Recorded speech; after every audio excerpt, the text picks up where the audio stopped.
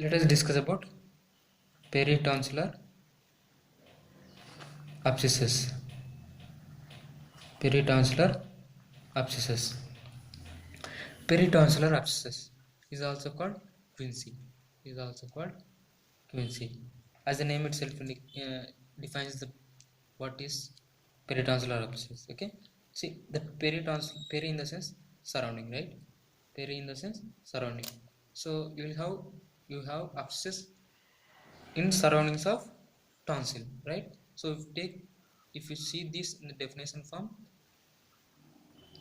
it peritonsillar abscess is the collection of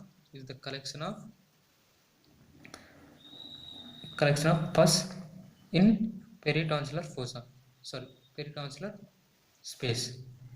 This Where does this peritonsillar space present? It is present between between superior constrictor muscle and capsule of tonsil. Between superior constrictor muscle and capsule of tonsil, right? Capsule of tonsil, right? So how will this abscess forms? So you'll have tonsil, right? You'll have tonsil here. So in tonsil what happens is you will see some infection formation in the crypts. You'll see infection in crypts, right? Especially most of the time crypta magna. You will have first initial will be infection of crypts, or most commonly crypta magna. After infection what happens? This infection will seals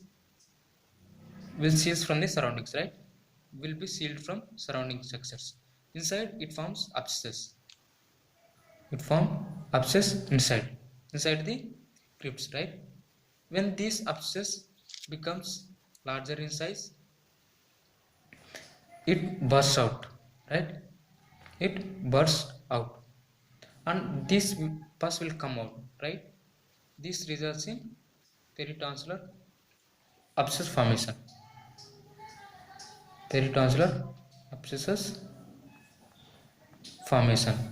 What are the organisms that results in this abscess formation? The causative organisms are mostly streptococcus, right? Streptococcus, staphylococcus,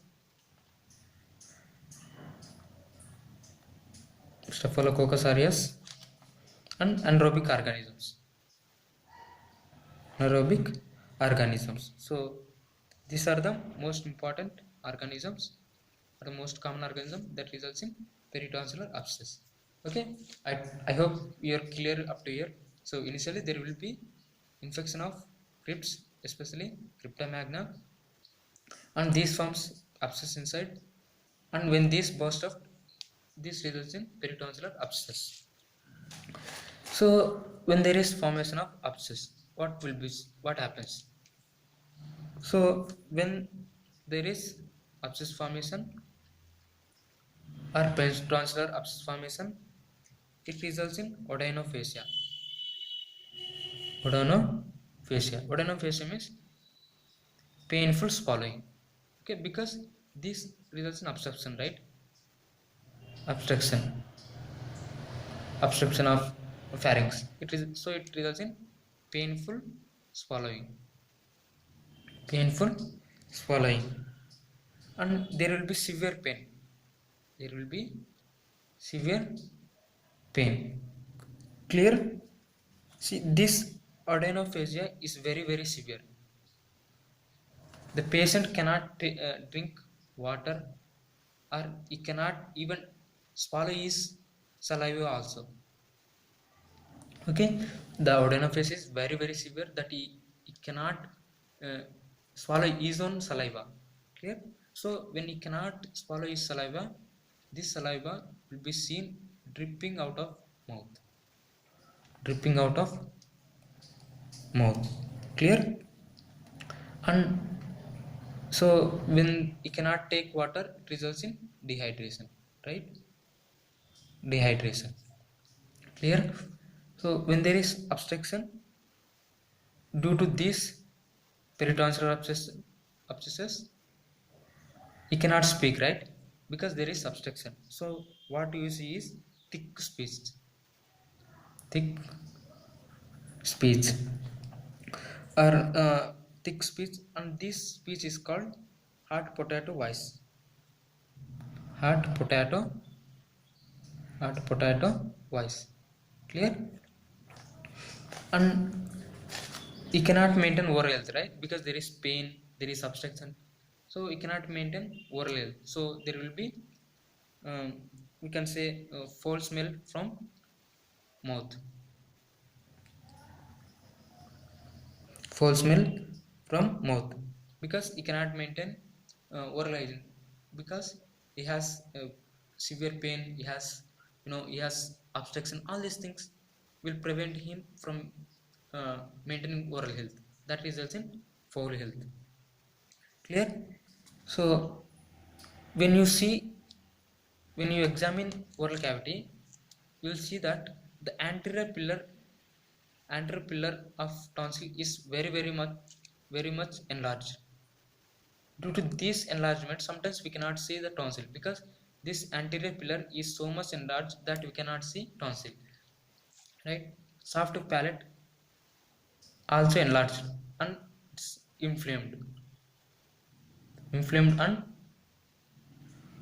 enlarged, right? When you see the surface of tonsil, on the surface, what you will find is, you will find some pus, right? You will find some pus particles, or we can say we will see mucopus. We can see mucopus. Clear?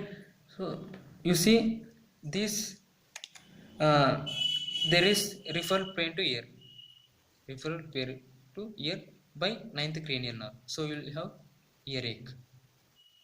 Will have earache. So there is spasm of pterygoid muscles. Pterygoid muscles. So as all of us know, pterygoid muscles will take part in mastication, right? So as there is uh, spasm of pterygoid muscles, it results in trismus. Trismus. Clear? So what are all the things that we can see? You will see that the patient keeps his neck tilted to the side of abscess.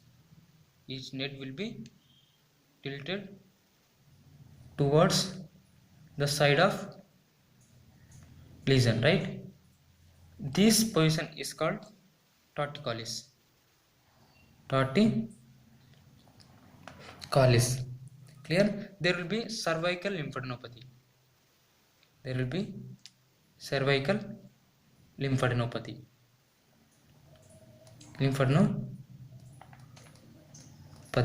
When you see uvula in the mouth, in the oral cavity, this uvula will be enlarged, right? Oedematous, and you'll see that this uvula will be pushed to the opposite side.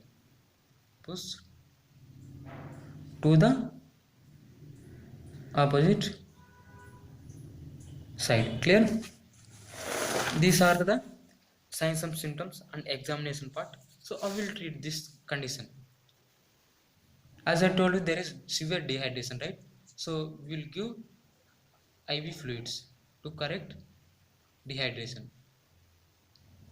As there is severe pain, we'll give analgesics like paracetamol. So as it is infection, we'll give antibiotics. We will give antibiotics. So as the oral hygiene is not good, we'll give oral saline mouthwash. Or we'll give hydrogen peroxide.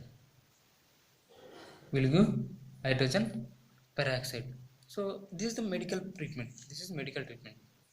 This is medical treatment. When this medical treatment fails, then we'll go for surgical treatment. In surgical treatment, what we do, we'll drain the abscesses, right? We'll drain abscesses.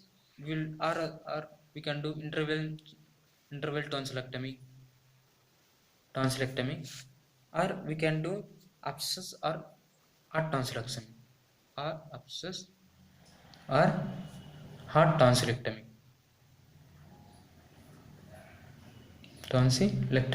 So these are the surgical options we have.